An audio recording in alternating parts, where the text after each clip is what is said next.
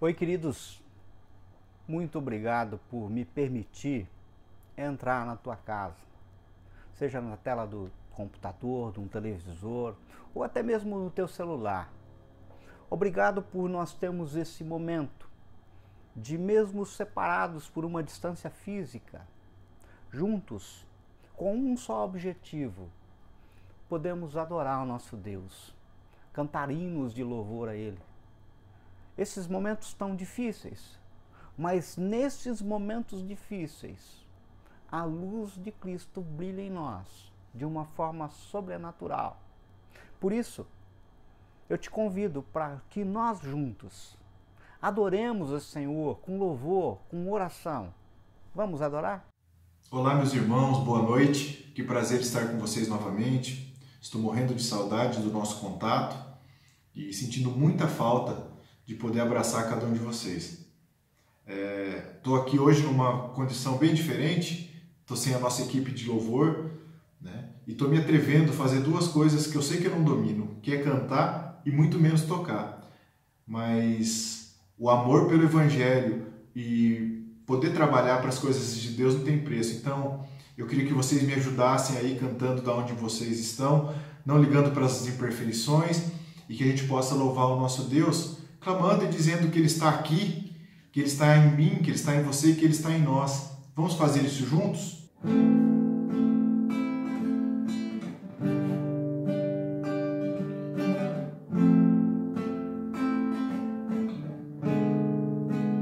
Eu navegarei oceano do Espírito e ali adorarei ao Deus do meu amor. Eu navegarei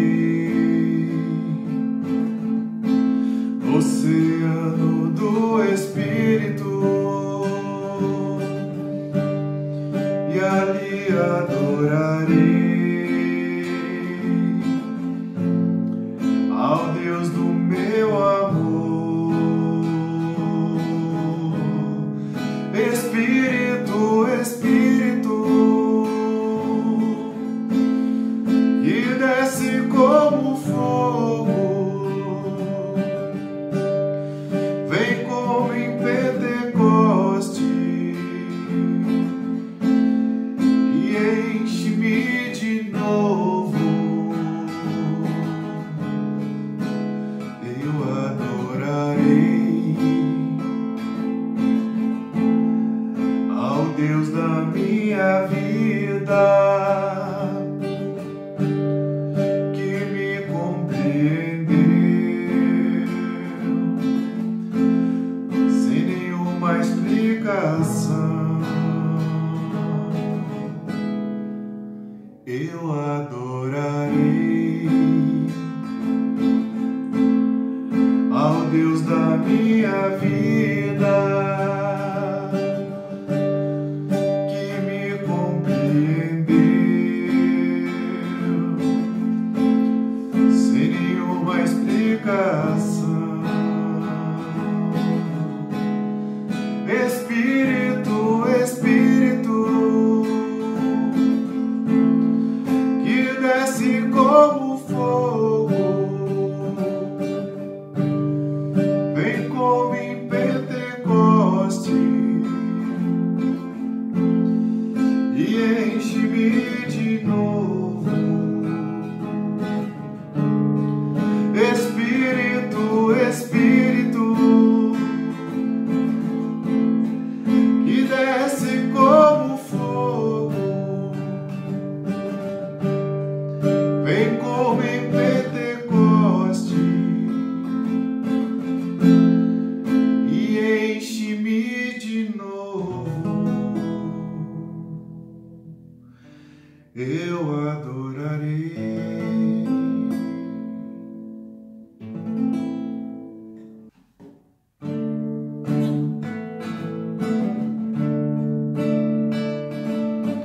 Deus está aqui, aleluia.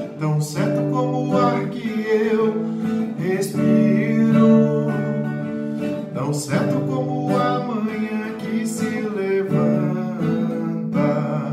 tão certo como eu te falo e pode me ouvir.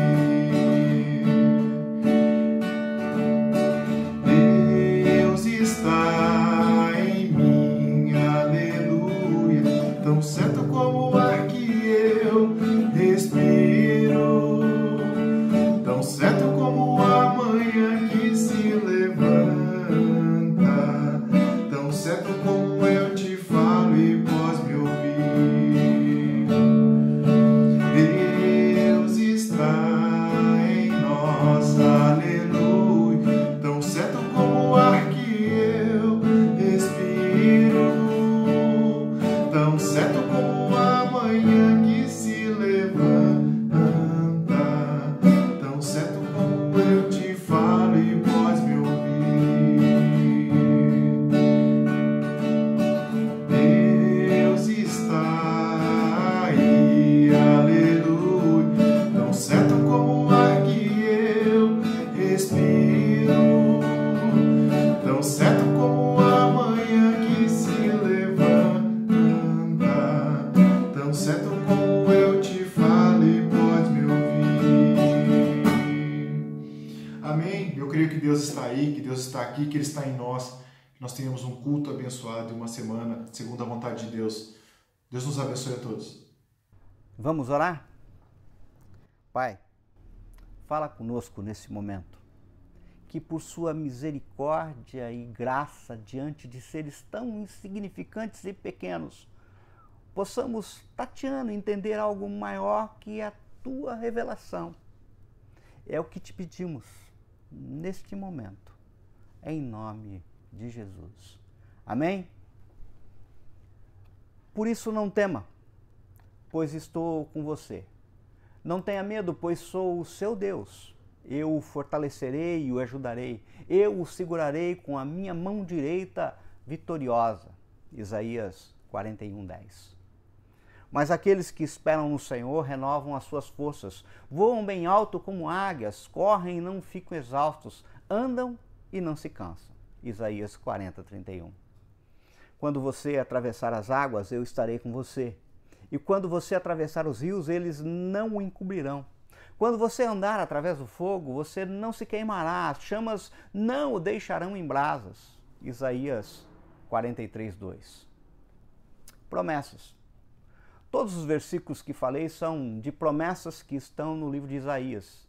E nós poderíamos achar muitas outras na palavra de Deus. Mas onde está Deus na minha dor?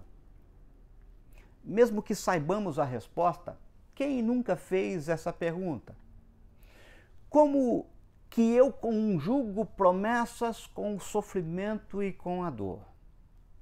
Vejam, enquanto eu orava a Deus em busca de inspiração para uma palavra a ser ministrada para a igreja, me veio à mente pessoas, me veio à mente vocês de minha comunidade local, me veio à mente pessoas que eu conheço mais, me veio à mente pessoas que eu conheço menos, me veio à mente fatos que tomei conhecimento, me veio à mente minhas limitações e fraquezas.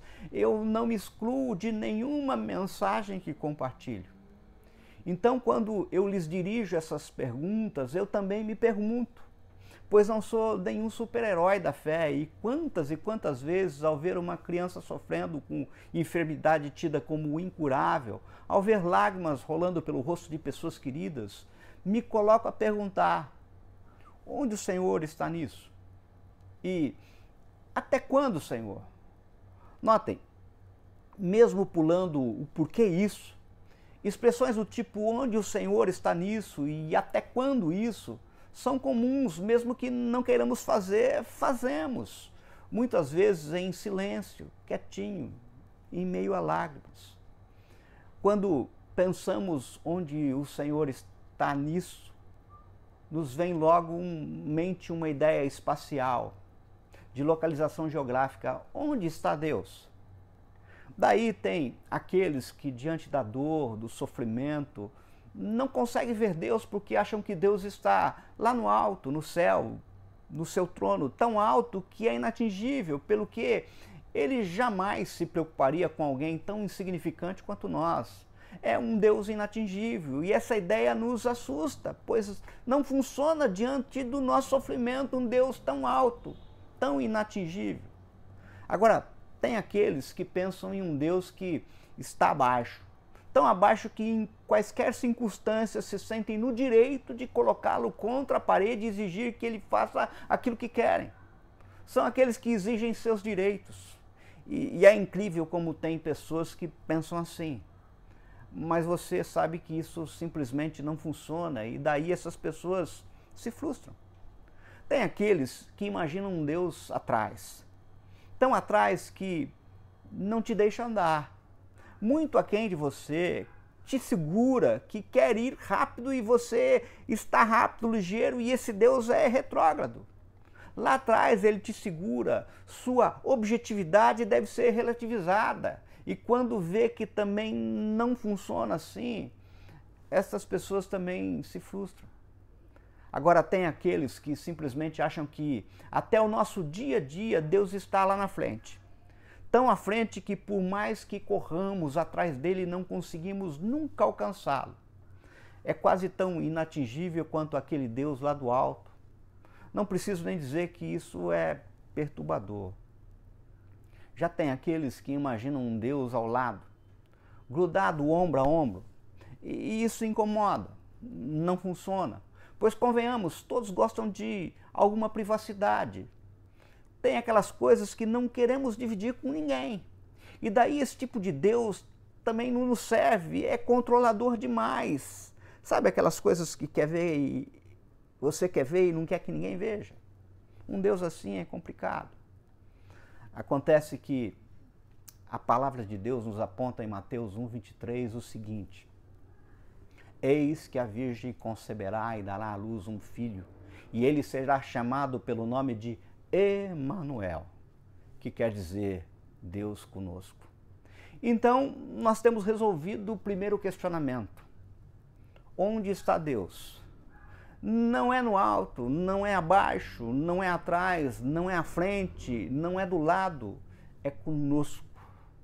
No nosso dia a dia e principalmente na nossa dor, Ele está conosco.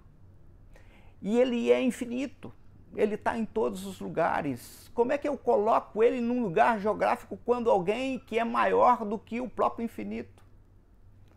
Agora, já quando perguntamos até quando isso, a coisa também igualmente fica complicada, pois se não conseguimos lidar com a nossa noção de espaço, imagina lidarmos com a questão do tempo.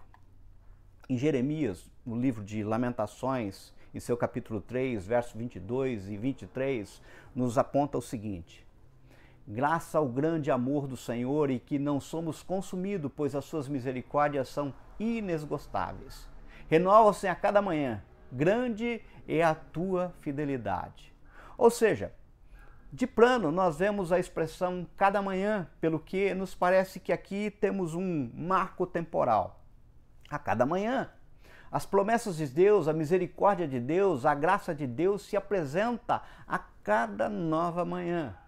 Pois bem, no Salmo 30, um salmo de ações de graça pela libertação da morte, Davi assim aponta no verso 5: Pois a sua ira só dura um instante, mas o seu favor dura a vida toda.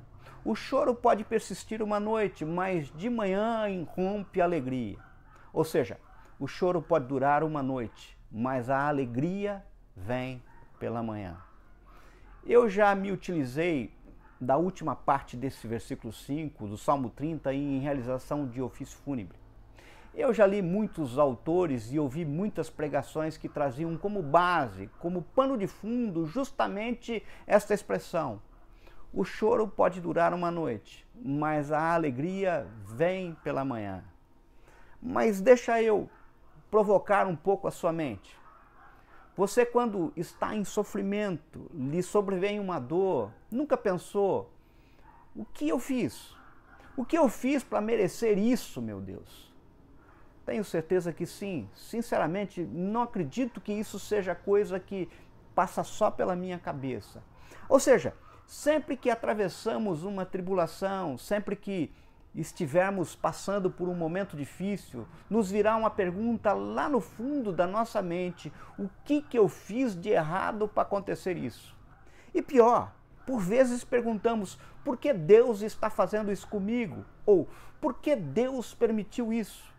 Eu confesso que já fiz essa pergunta, quietinho, em silêncio, talvez com lágrimas.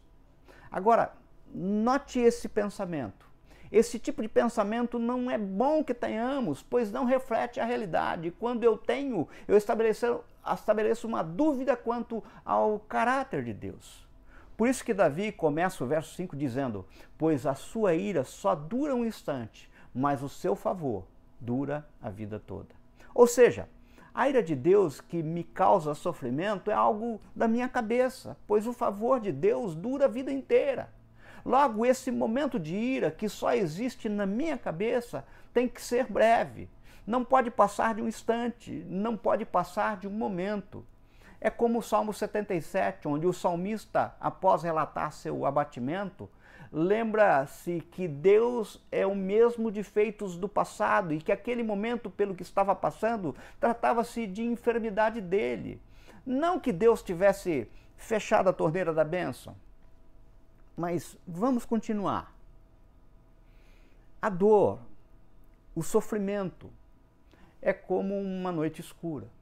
E as noites escuras de dor e sofrimento nós queremos que passem logo. Que logo amanheça para que venha o alívio. Mas daí nós temos um problema no tocante ao tempo. Pense comigo. Em relação ao espaço geográfico, nós estabelecemos coordenadas, rumos, alturas, altitudes, distâncias, medidas, centímetro, pés, metros, quilômetro, milha. E olha que até misturamos esses padrões de medida com o tempo. Falamos tantos anos-luz de distância. Quanto ao tempo, propriamente dito, o homem o dividiu em séculos, décadas, anos, meses, semanas, dias, períodos, manhã, tarde, noite, horas, minutos, segundo e aí por diante. Assim, quando vemos uma afirmativa como esta, o choro pode durar uma noite, mas a alegria vem pela manhã, temos a ideia que se eu estou sofrendo hoje, nessa noite escura que pode durar o quê? 12 horas? 9 horas, dependendo da época do ano e localização, devo aguardar pelo amanhecer, pela alvorada, que terei alegria. Acontece que, como aponta Ricardo Gordini, para alguns esse choro dura bem mais do que uma noite. Para muitos, a noite é bem mais longa. Por exemplo, para o povo hebreu escravizado no Egito, esta noite teve longos 400 anos. Ou seja, teve noite na Bíblia que durou 400 anos de noite. Agora, existem noites que podem durar 40 anos. Porque, pense comigo, o povo perambulando pelo deserto por 40 anos até a terra prometida. Ou seja, o conceito de noite, o seu tempo pode variar. Não é um conceito, uma medida exata segundo o nosso padrão. Mas, amados, não ignoreis uma coisa, que um dia para o Senhor é como 1000 anos, e 1000 anos como um dia, segundo Pedro 3,8. Querido, querida, pense em você. Quanto tempo durou o teu choro? Aquele momento difícil pelo qual você passou? A tua noite? Ou quanto tempo já dura a tua noite? Aquilo que vou falar agora, com certeza, pode trazer frustração para alguns, mas para muitos pode ser libertador, um divisor que separa homens de meninos. Para muitos, a noite dura a vida toda. Pensa comigo. Em 400 anos de escravidão no Egito, quantos nasceram e morreram no choro e na noite? Para muitos, do nascer ao morrer foi noite. Aqueles que saíram de colo do Egito andaram por 40 anos no deserto e não entraram na terra prometida, tiveram uma vida toda de noite. Ou seja, como Godin diz, tem gente que a noite da sua vida é a sua vida inteira. Note, para muitos, a doença é muito mais presente do que a saúde. Certa vez, em uma noite da minha vida, eu precisei levar a minha filha para uma intervenção cirúrgica no Hospital das Clínicas da Faculdade de Medicina de Botucatu, lá em Rubião Júnior. Aquela noite já durava alguns meses. Chegamos lá, eu, a Ana, com a Carol, ainda um bebezinho, clamando por um amanhecer, por uma alvorada. Eu estava muito abatido, pois quando a noite em nossa vida é a saúde de um filho, a coisa é mais complicada. E quem é mãe, quem é pai, sabe muito bem do que eu estou falando. Foi quando eu fui surpreendido por um casal de Itatinga, no caso o homem, observando a minha dor e a dor da Ana, se aproximou de mim, me deu um tapinha nas costas e, sem me conhecer, me convidou para ir à sua casa, tomar um banho, descansar. Falou para não me preocupar, que tudo daria certo. Agradeci, falei que estava bem e no meio da nossa conversa fiquei sabendo que eles estavam, pai e mãe, se revezando para cuidar de sua filha de 4 anos e que, por sua condição de enfermidade, nunca havia saído de um hospital. É mole. Uma noite que já durava 4 anos. Não sei nem dizer para vocês o que senti naquele momento. Um misto de vergonha e de amor por aqueles pais que demonstravam uma fé surpreendente. Mas você poderia me falar, tá, mas e as promessas? Ora, daí eu tenho que falar de fé. Vejam o que o livro de Hebreus diz para nós. Hebreus 11, abram lá. Hebreus 11, verso 1, diz assim: ora, a fé é a certeza daquilo que esperamos e a prova das coisas que não vemos. Pula para o verso 6. Sem fé é impossível agradar a Deus, pois quem dele se aproxima precisa crer que ele existe e que recompensa aqueles que o buscam. Pela fé, Noé, quando avisado a respeito de coisas que ainda não se viam, movido por santo temor, construiu uma arca para salvar sua família. Por meio da fé se condenou o mundo e tornou-se herdeiro da justiça, que é segundo a fé. Pela fé, Abraão, quando chamado, obedeceu e dirigiu-se a um lugar que mais tarde receberia como herança, embora não soubesse para onde estava indo. Pela fé, peregrinou na terra prometida como se estivesse em terra estranha. Viveu em tendas, bem como Isaque e Jacó, co-herdeiros da mesma promessa, pois ele esperava a cidade que tem alicerces, cujo arquiteto e edificador é Deus. Pela fé, Abraão e também a própria Sara, apesar de estéril e avançada em idade, recebeu poder para gerar um filho, porque considerou fiel aquele que lhe havia feito a promessa. Assim, daquele homem que já, sem vitalidade, originaram descendentes tão numerosos como as estrelas do céu e tão incontáveis como a areia da praia do mar.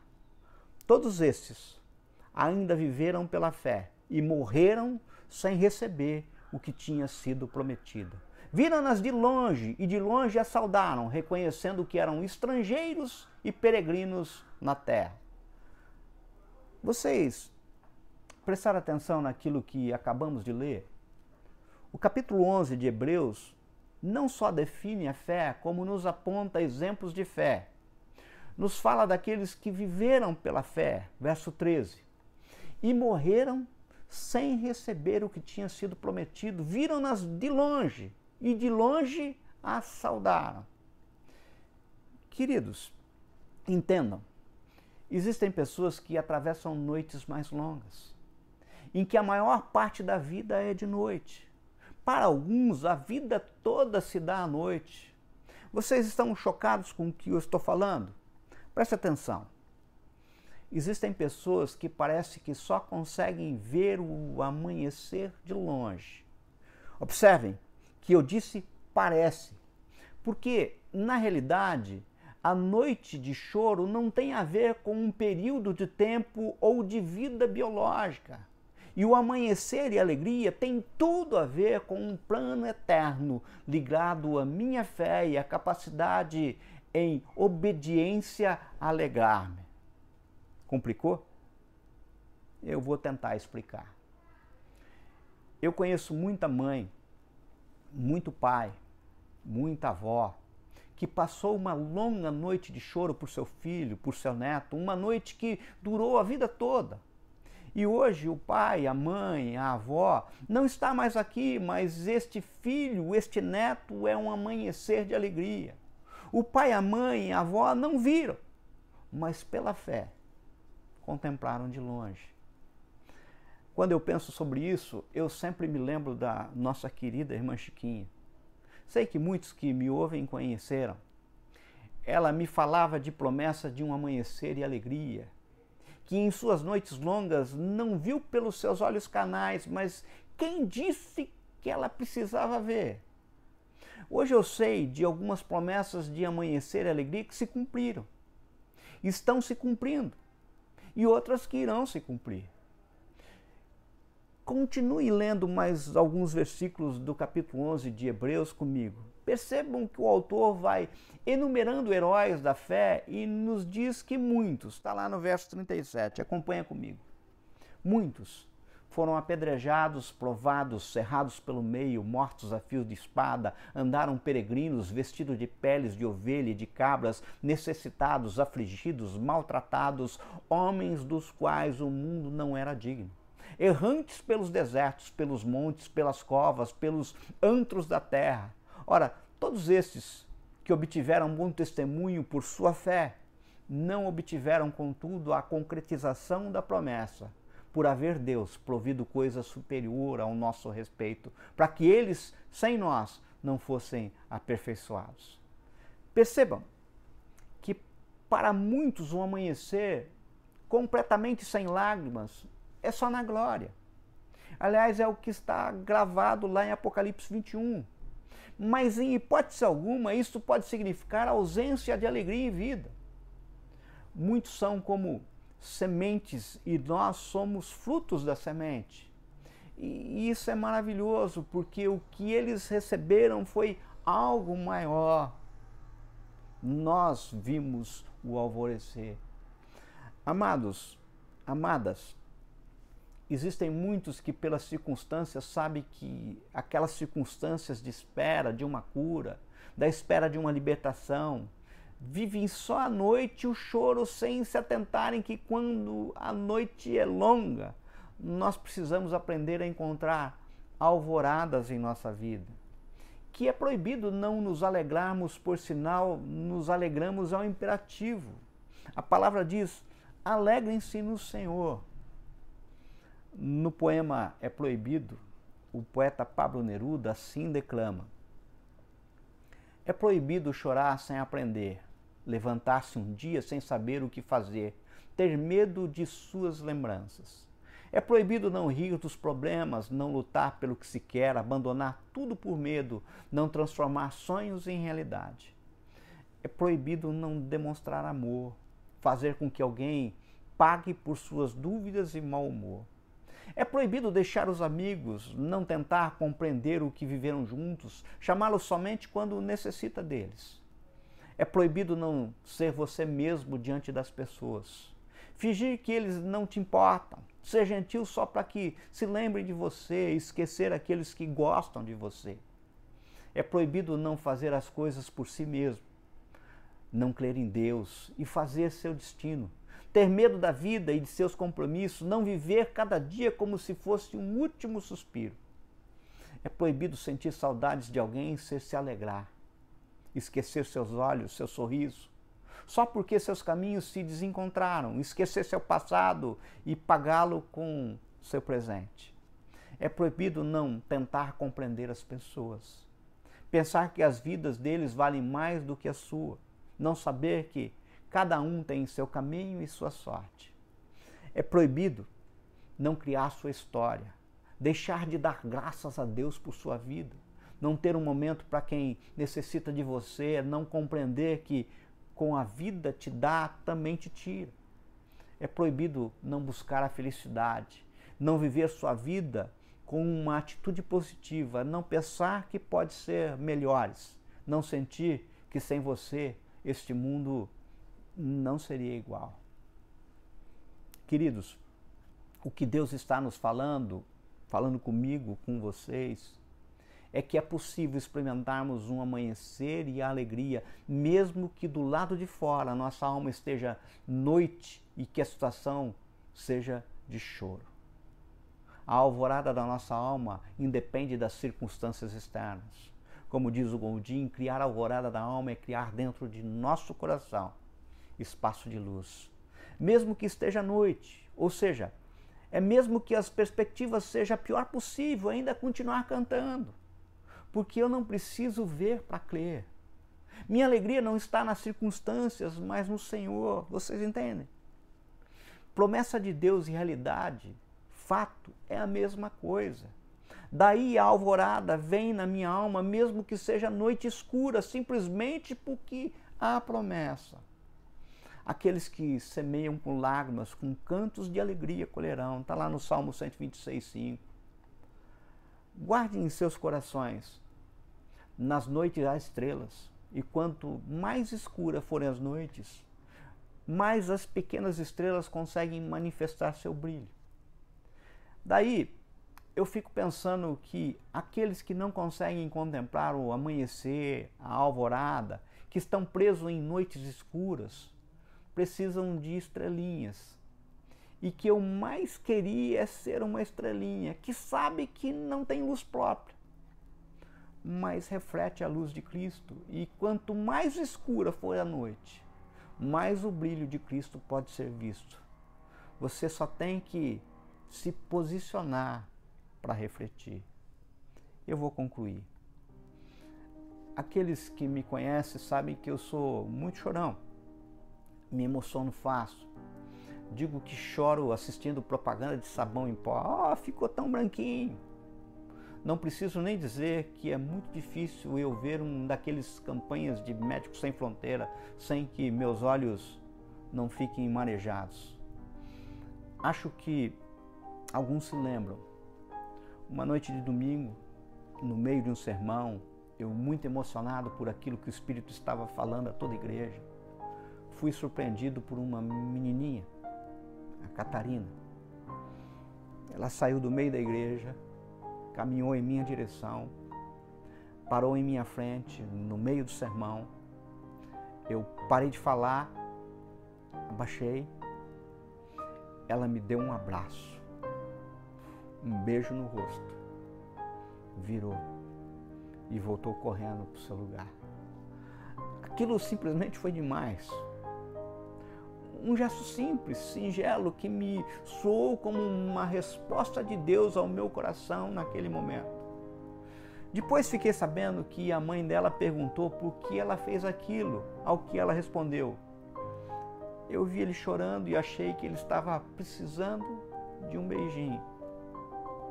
Uma estrelinha que refletiu a luz de Cristo e fez alvorada em meu viver. O pastor Ricardo Godin conta que certa vez fazia visita na penitenciária do Carandiru. Passou o dia, quando uma das irmãs o levou até a enfermaria. Veja, a enfermaria de Carandiru, penitenciária, não é a enfermaria do Einstein, não é do Sírio.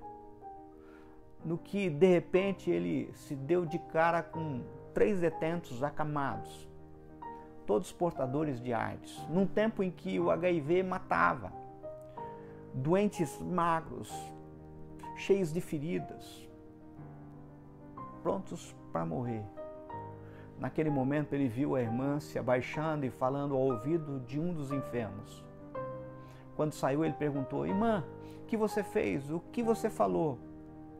Ela respondeu: pastor, aqui eles não permitem que cantemos na enfermaria, então eu me abaixei e cantei baixinho no ouvido daquele homem. Você tem ideia do que isso significa? Uma estrelinha que brilha, a luz de Cristo, numa noite escura. A palavra diz que o Senhor está comigo entre aqueles que me ajudam, Salmo 118:7. Se eu pudesse resumir aquilo que é alvorada, apesar de noite escura, eu lembraria uma das orações mais lindas de toda a Bíblia.